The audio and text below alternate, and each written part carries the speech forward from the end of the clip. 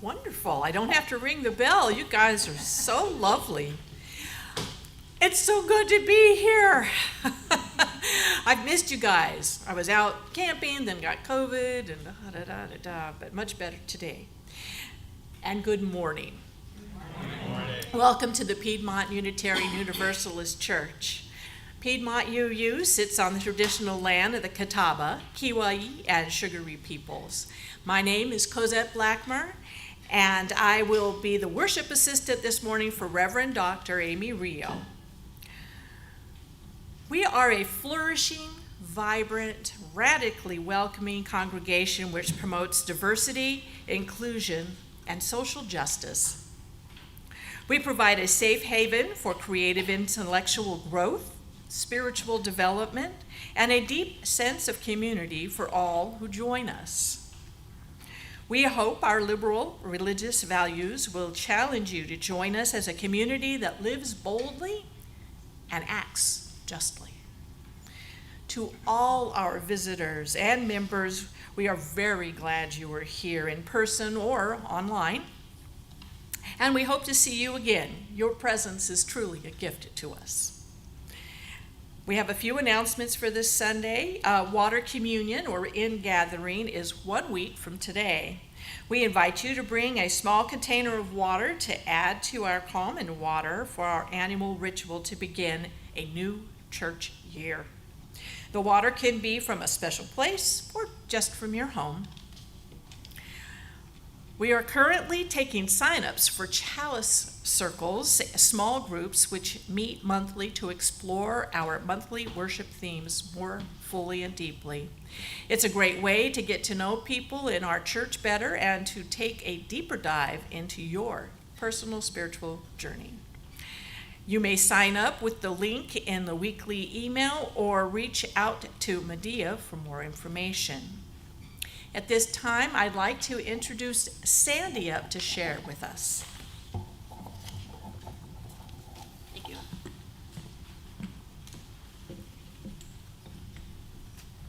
Good morning. Good morning. Ooh, so many here. Through all our Sundays in September, the social justice team plans to collect hygiene articles for the homeless people in the university area. These will be placed into plastic bags at the end of the month and delivered by the nonprofit group Hearts for the Invisible. About 20 years ago or so, the Urban Ministry Center downtown, or as it's known now, the roof above, gathered 13 men and women who had been homeless for a long time and were well known to them at the center and were interested in being housed. 13 of us from the UU Church of Charlotte joined those 13 men and women to befriend them so that as they could adjust to their apartment living. They were managed by a social worker, Joanne, and I became friends with a woman for 15 years. Her name was Diane. We celebrated birthdays, holidays, meals. We went to events and places that she had never seen or been to, even though she had grown up in Charlotte. We never talked about how many years she had been on the street, but she had become estranged from her family who lived in Charlotte. During our years of meeting, she suffered a stroke, was moved into Moore Place, an apartment house for the homeless. She received disability income from which she paid rent and also received food stamps. She reconciled with her sister and children. We had many enjoyable times, a lot of laughter because we knew the city for years. It was a win-win situation. I think only one of those 13 ever left their housing situation. It changed my beliefs about homeless people. And so recently, I wondered what was being done for the homeless in the university area.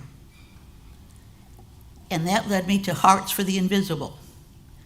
This, I believe, was formed in about 2018, so it's a fairly new agency, nonprofit agency. And they provide outreach for individuals experiencing unsheltered homelessness. And that is for people that are living in the woods, in tents, under bridges, or on benches, or wherever. And that's where these bags of hygiene items are going to. But Hearts for the Invisible, their vision is that everyone has equal access to dignified housing. And so they advocate also then for increased, safe, affordable, and sustainable housing. They collaborate with many other nonprofit agencies in the county. And not every homeless person, we know, doesn't want to go to housing.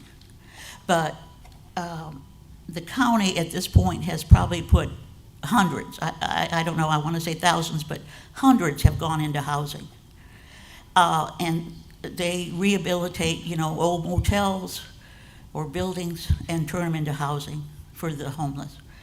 I want to thank you all for helping with this project. We have a bin out in the foyer, lists items. If you can buy any or all, I got my whole bag, got every item at the dollar store, which is now $1.25. Not $1, everything goes up. But anyway, certainly less than $20, you could get every item. The only thing I found hard to get was the rain ponchos, and they probably need that the worst. But anyway, check out their website, Hearts for the Invisible. And on their site, they have a form that if you see someone regularly as you drive around, and they're begging, they appear to be homeless, fill out this form on their website, and they will have probably someone, either from their agency or someone from the police department, go and check with the person and see what their needs are. So many of these people have no idea how to get their disability, or veterans get their benefits that they're due, and so forth. So that's where they can help them. And then they'll check and see if they're interested in being in a house. And these are always under oversight by social workers. But thank you very much for helping with that.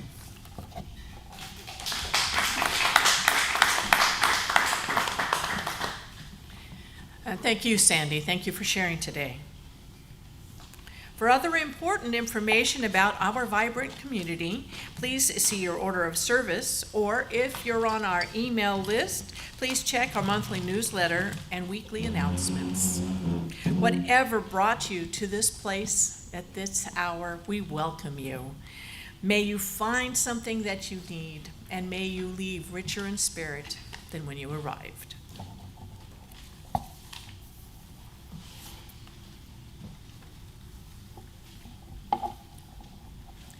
Hear now these words from Anastasia Barash.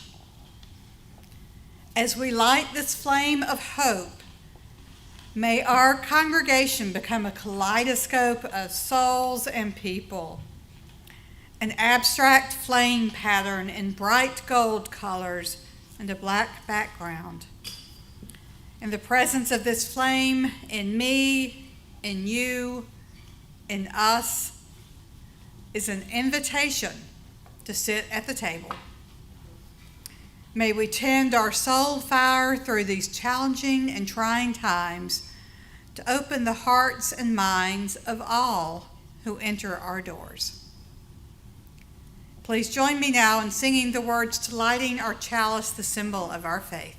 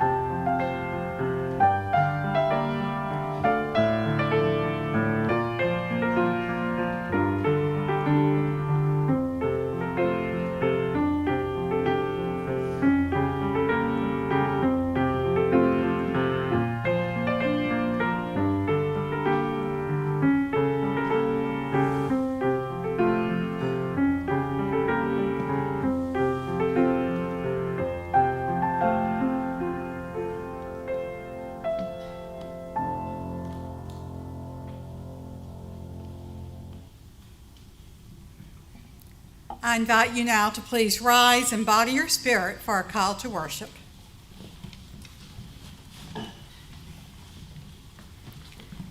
We gather this morning for many reasons: for celebration, community, joy, worship, support, hope. We gather so that we might more fully understand who we are and who we are called to be. The divine light shines brightly in each unique individual present today. Let that fire glow even more strongly, illuminating the core of our being. Amen. Our opening hymn is found in our gray hymnal, number 22, Dear Weaver of Our Lives' Design.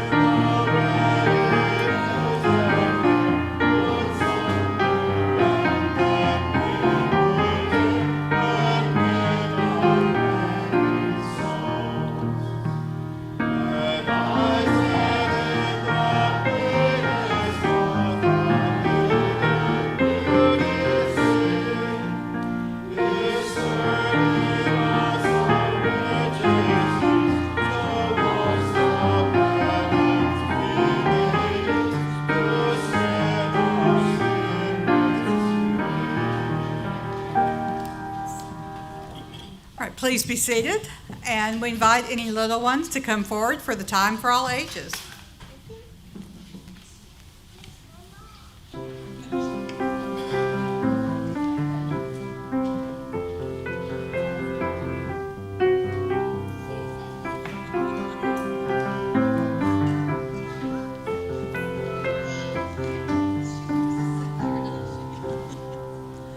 Well, good morning. Good morning, thank you. Yes, what would you like to say? 2 new kittens, that's wonderful. Well, I'm happy for you. So. 2 new dogs? I think that may be a surprise to your mom, but yeah. No, well, we're going to talk about something else. We can talk about animals a little later. So I wanted to tell y'all, Miss Madia is away with her family on a trip. So I'm going to talk with y'all today, and I'm glad to have a chance to speak with you. Now, I have something. Now, first I want to say this is made up, okay? This is not a real thing that's happening, but I just got on the computer and made this up. So what is it I'm holding here on my hands? Yes. It's an invitation to a pool party. That's why I wanted to be real clear I made this up, okay? So... You're going to have a pool party soon? I wonder if that's also news to your mom this morning. I don't know, but... Learning lots of things. Yeah, lots of ideas. So, have y'all received an invitation? Because this is, you're exactly right here, honey, it's an invitation. Have y'all ever received an invitation to something? I was invited to a birthday. You were invited to a birthday party. That's nice. Other invitations y'all got? My birthday party is in November. You're going to have a birthday soon, too, yes. Okay. You're going to be inviting some more people to a party, too, by the way, Anna. Anna's getting a busy morning. So I got an invitation to my BFF's birthday when she got 9. Oh, that's nice. An invitation to your BFF's birthday. Best friend forever, if we need any translation. And lots of cake. Have y'all received invitations to any other things? Any other special events? morning I got an invitation in my email to the church picnic. Yes. Y'all should all have gotten email invitations to the church picnic. Yes. So how do y'all feel when you get an invitation to something? I feel excited, happy, and scared because I don't know what's going on. Yes, all sorts of feelings. It's good. How do you feel? Excited, happy, and a little bit nervous. That's perfect. I understand to feel a little nervous. But yeah, excited and happy. We love when people think to include us in things. So this month we're going to be talking some about invitation, and that we all love to get invitations to things where we know that people love us and want to spend time with us and be with us. On my birthday, everybody would give me a crazy cake. Great. I like to get cake on my birthday too. I like to get cake a lot of days, not just my birthday. So y'all can remember that? Anyone looking? Chocolate especially? So, no. Y'all like chocolate? Yes. So, when we invite people, because sometimes we do something where we invite someone else too, we want them to be excited and to feel welcomed and loved. And that's part of coming to church on Sunday, or other times you come here too. We want you to know you are always invited to come in here and to feel loved and accepted, and that we're all so happy to see you every day that you're here. Okay? Can y'all remember that when you come in, everyone is inviting you and loves you and is happy to see you? Yeah, so hopefully y'all can remember that. So.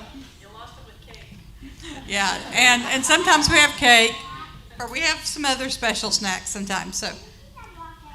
And something else, because we know how good it feels for us to be invited, to invite other people, right?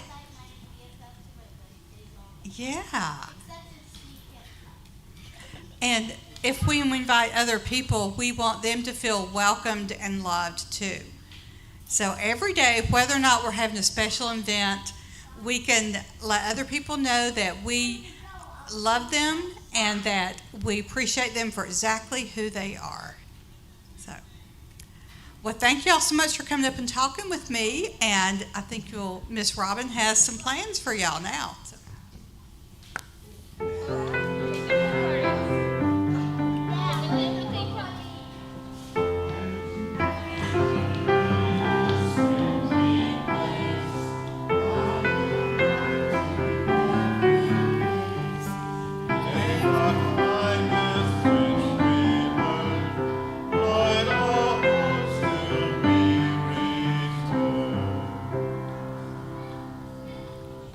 I don't know about y'all, but I'm really wanting some cake now, so I don't know.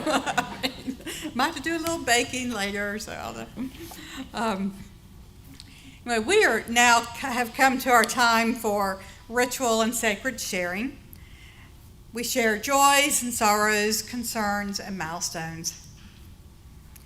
So this week we light special candles. We light a candle during this holiday weekend for workers, and especially those who are unsung heroes that make our society function, and we give thanks for all the people who are working so hard. We light a candle for Little Feather. She was in the hospital this past week dealing with some kidney stones. She's back home now. We certainly hope for a speedy recovery for her. We light a candle for an end to political violence and rhetoric, and for a peaceful democratic process in our country. For an end to the epidemic of gun violence. For the ongoing struggle for civil rights in Iran.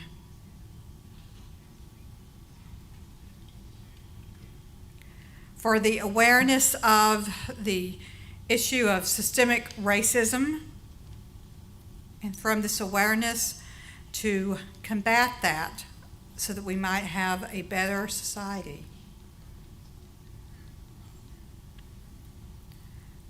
for the immediate relief of the people of Gaza, for all areas of violence around the world, especially Haiti, the Sudan, the Middle East, and the war in Ukraine. Now, at this time, you are welcome to come forward as you feel called to do so. You may come forward along the far aisle, and we have our prayer rack. You may fill out a prayer card to hang on that. You may light your own candle of joy or concern, or you may simply place a stone in our shared water.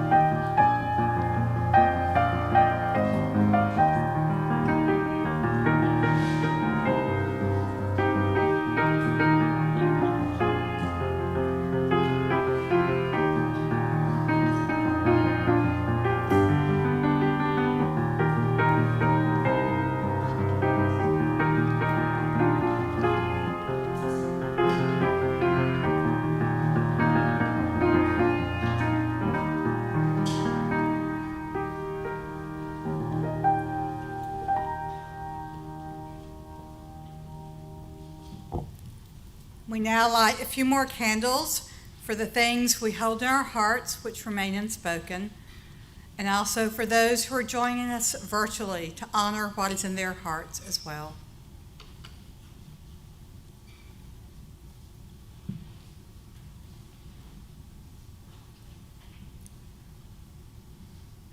We will now have a time of quiet rest, meditation, or prayer after the sound of the singing bowl.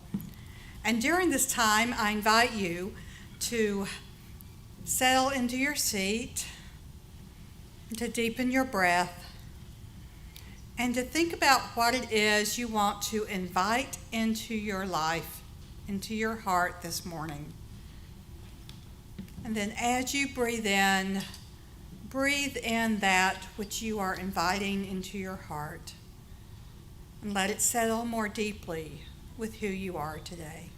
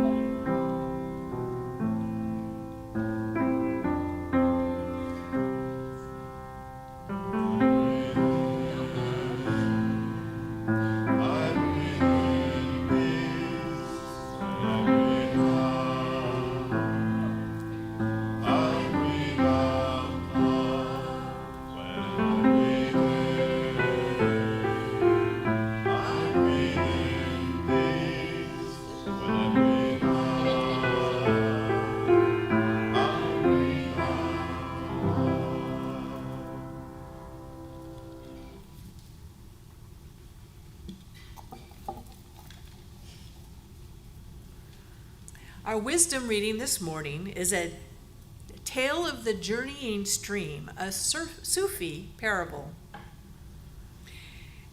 A stream from its course in far-off mountains, passing through every kind and description of countryside, at last reached the sands of a desert. Just as it had crossed the barrier, the stream tried to cross this one, but found that as fast as it ran into the stream, its waters disappeared. It was convinced, however, that his destiny was to cross the desert. Yet there was no way. Now a hidden voice coming from the desert itself whispered, "The wind crosses the desert, and so can the stream." The stream objected that it was dashing itself against the sand and only getting absorbed, that the wind could fly, and this was why it could cross the desert. By hurtling into your accustomed way, you cannot get across. You will either disappear or become a marsh. You must allow the wind to carry you to your destination.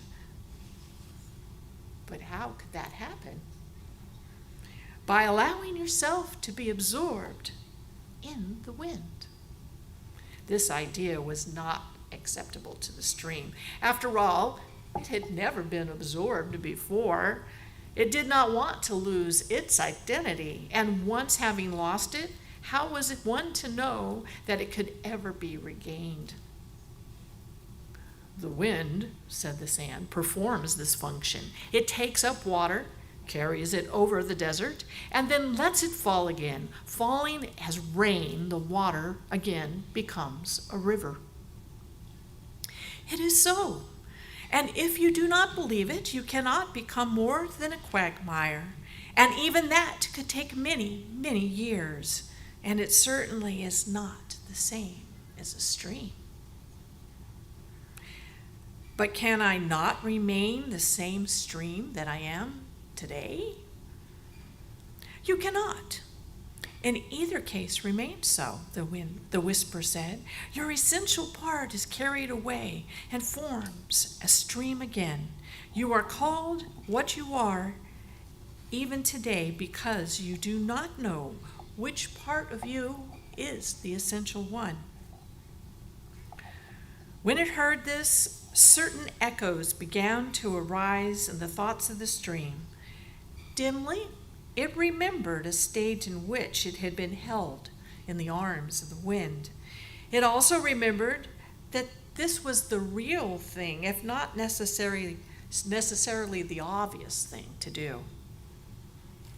And the stream raised its vapor into the welcoming arms of the wind, which gently and easily bore it upward and along, letting it fall softly as soon as they reached the roof of the mountain, many, many miles away.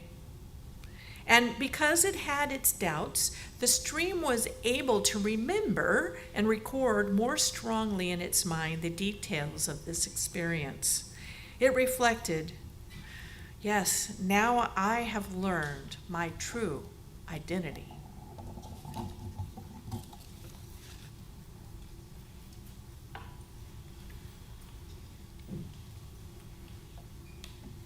Thank you, goes out.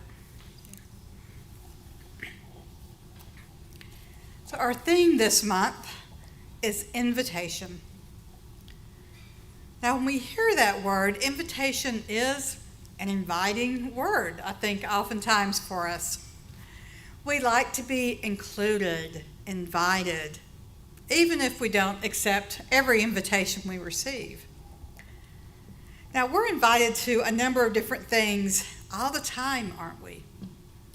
If we're on social media, we might be invited to be someone's friend, right? We receive invites to parties or events.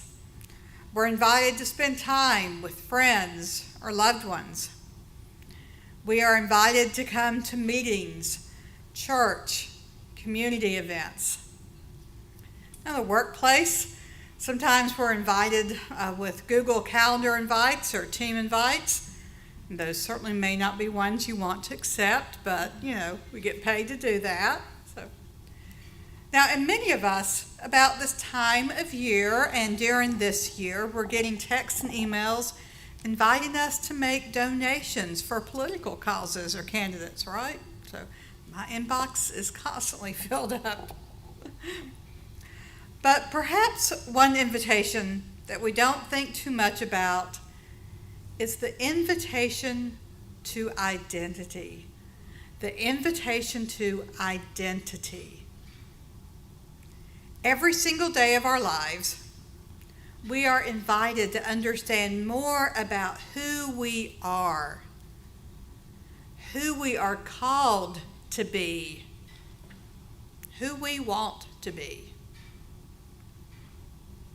Every single day, we are invited to identity, to connect more fully with that divine light within us, that essence of our being.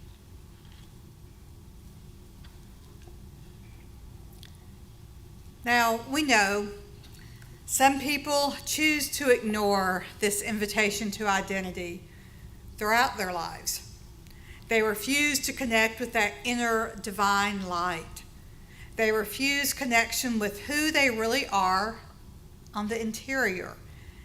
And thus they end up projecting all of their issues off onto other people because they're not dealing with them. And we can see examples of this on a daily basis. People who refuse to make that inner connection can do a lot of damage in this world. Now, a core part of the spiritual journey is the invitation to our own identity, to the connection with the divine light within each one of us. So how do we accept this invitation to identity? I'd like to offer 3 ways, not the only ways, but just 3 ways this morning. The first way to accept this invitation to identity is through awareness. Awareness of who we are in this world. Now, I distinctly remember in divinity school, my first day of biblical studies class, as we're starting to look at, and since I've been a religious studies major in undergrad, I'd already had some biblical studies courses, but I remember the professor there saying, as we would be studying and exploring ancient manuscripts composed by people who had not only lived in a very different time frame, but also dramatically differently culturally and geographically. He said that every single one of us, in spite of our best intentions, would end up imposing our own identity onto these ancient texts, and that we needed to be aware of that. Awareness of who we are is like being able to understand that we wear glasses every day, glasses that we cannot remove. So imagine you have these on and the lenses are there, you can never take them off. And a lot of times we don't even know we're wearing them. When I look at the biblical text, from what my professor said, I can only see it through these lenses. My lenses are that I'm a straight, white, highly educated, middle-class woman who has lived her whole life in the southern United States. There's lots of things on these lenses as well, but that just gives you an idea. Now, I can't change these lenses, and I don't need to. But I do need to be aware, because the awareness of these lenses, what I have here, will keep me from projecting who I am onto the ancient text. Now, this is true in every area of our lives, not just reading 3,000-year-old text. Every interaction we have, especially with other people, is done through the lenses of who we are. So in accepting the invitation to identity, the first thing we can do is better understand our own identity through simply being aware of who we are and how we operate in this world.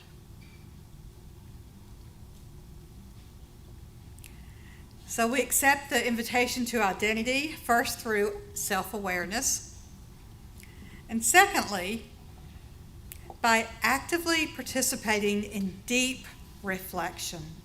Actively participating in deep reflection. Now, the key to deep reflection is being open to the things which we might be blinded to on the surface. Now, we might see our surface and might be aware of that, things like our socioeconomic status, or race, educational status, etc. But it's in our commitment to deep reflection that we truly engage with our own identity. Now, some of us have undertaken this journey by in-depth conversations with trusted friends, being willing to hear their perspective, especially if it's one we don't always like sometimes. Or we might have worked with a good therapist or spiritual director. We might journal and then reflect back on what the journal is revealing to us about ourselves. Now, I personally have found dream exploration extremely useful in unveiling those hidden parts of myself. I do have very vivid dreams, most nights, and most nights mornings I write them down. And there's been some key decisions in my life I've made because I woke up and maybe not immediately, but maybe through working with that dream, realized, oh, this is who I'm called to be. Now, various embodiment and creative practices are especially illuminating. Carl Jung once said, "Often the hands will solve a mystery that the intellect has struggled with in vain." Our society has taught us that we can figure anything out with our heads, right? We're in our heads so much, and we ignore what our bodies can tell us. Practices like soul collage or artwork or mandalas, sand art, walking a labyrinth, all these different things can reveal part of our identity that we would never know if we only use our brains or only stay in our heads.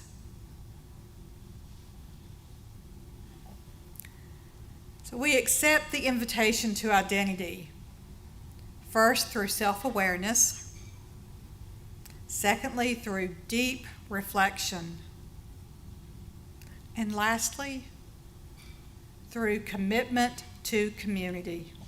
Commitment to community. The invitation to identity is not an individual pathway. The spiritual journey is not one undertaken alone. Now, we might be tricked into thinking that because so much of this journey and this path is internal. But even when we are physically alone, we are part of a community. It might be the community here at Piedmont Unitarian Universalist Church. It might be a larger community of progressive people of faith or our international denomination of UUs.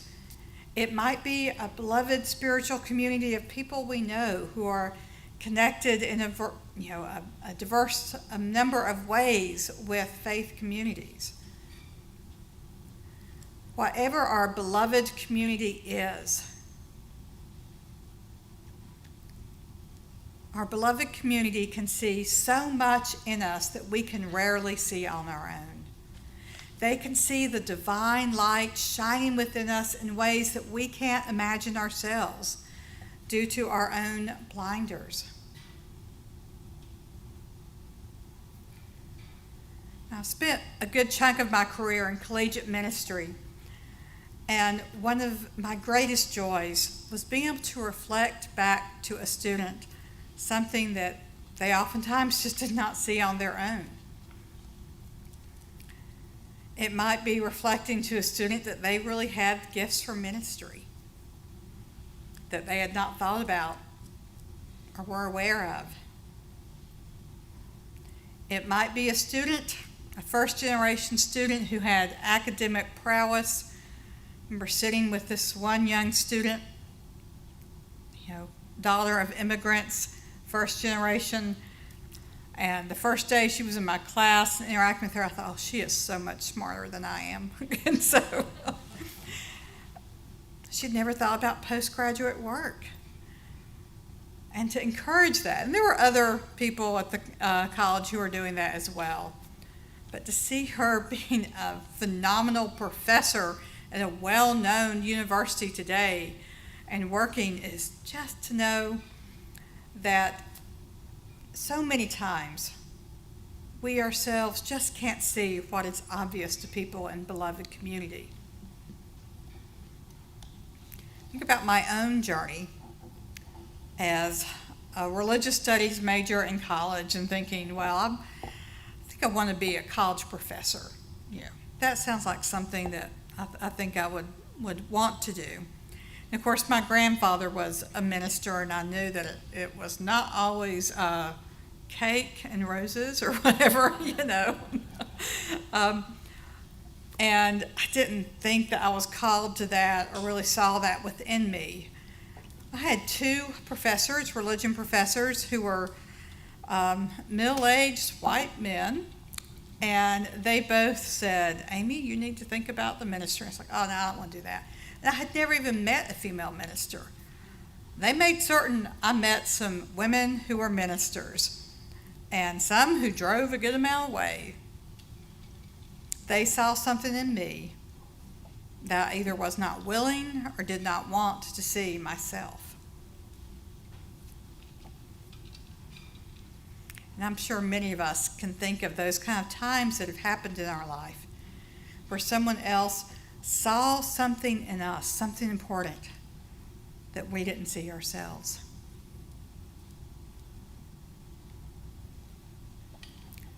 So in the coming days, I invite you to accept the invitation to a fuller connection with your own identity through self-awareness, deep reflection, and engaging with beloved community.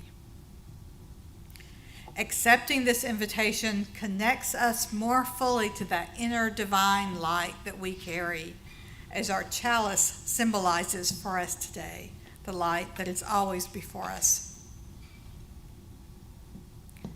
Now, I conclude today with these words from Walt Whitman, one of our UU forebears. Just 3 lines from his poem, Song of Myself. I celebrate myself and sing myself. And what I assume, you also shall assume. For every atom belonging to me, as good belongs to you. Amen.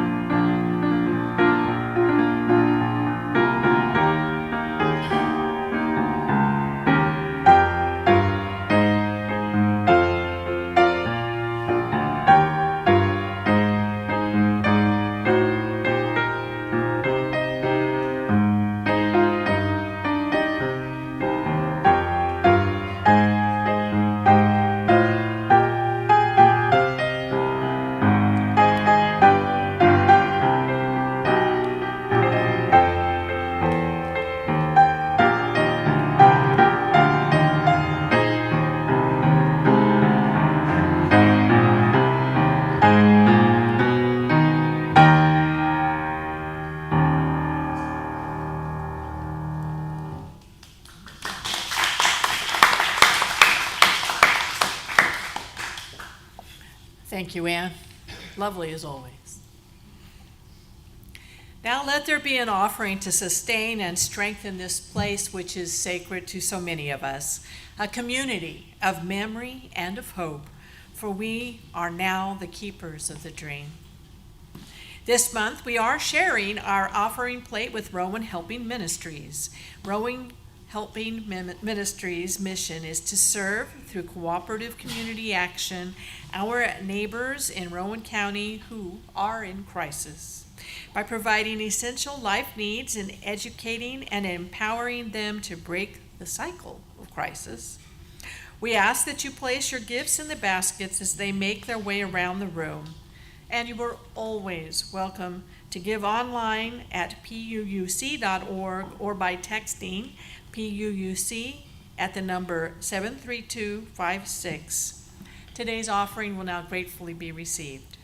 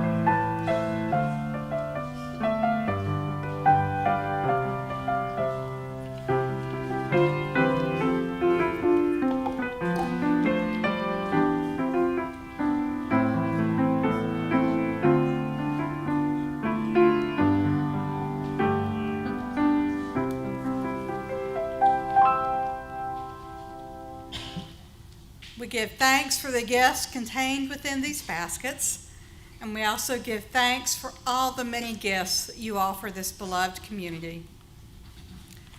I invite you now to please rise and body your spirit for our closing hymn found in our gray hymnal, number 126, Come Thou Fount.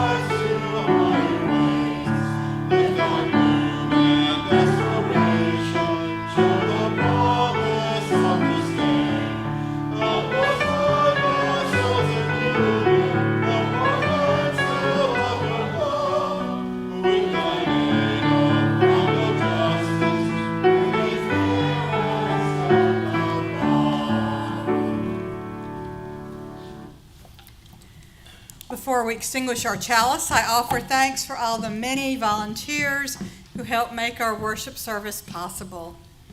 I also ask that before you leave today, if you can take the cart, no, you don't have the cart anywhere. If you can take the hymnals, which are on the chairs, and place them on the cart near the piano, that's a big help. So let's do as we do each Sunday, and as we continue in the spirit of gratitude and sacred community, let's take a moment to give thanks, to verbally offer words for the things for which we are grateful today.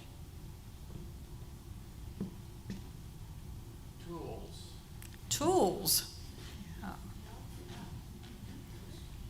I'm grateful that my sister-in-law did not require the extensive surgery that they thought she might, and is well on her way to recovery. For my wife. For Isabel, yes, we're all grateful for her. So. I'm grateful for all the children. Yes, for all the children, yes. Our friends. Friends. The support of siblings. I have an older daughter who's ill right now, but for all of us to come together. Okay, support of siblings and certainly holding the light, the older daughter who's ill. For democracy. For democracy, yes.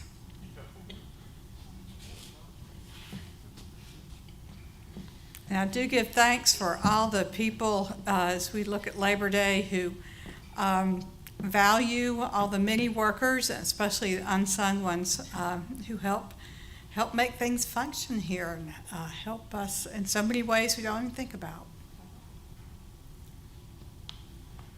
We give thanks for this time that we've had together and for this wonderful community here with Piedmont Unitarian Universalist Church. Receive now this closing blessing. We have stepped more fully into our own identity today, that always changing, always transforming aspect of our soul's journey. Let the invitation we accept today be shared with others around us, so that all might share in the sacred journey of hope, love, and justice. We now extinguish our chalice, but we carry its light, its warmth, and its meaning with us until we meet again. May we go in peace, believe in peace, create peace wherever we wander. May it be so. For our closing hymn, we form a circle. You may hold hands if you would like to do so, or you may simply place your hands on your heart.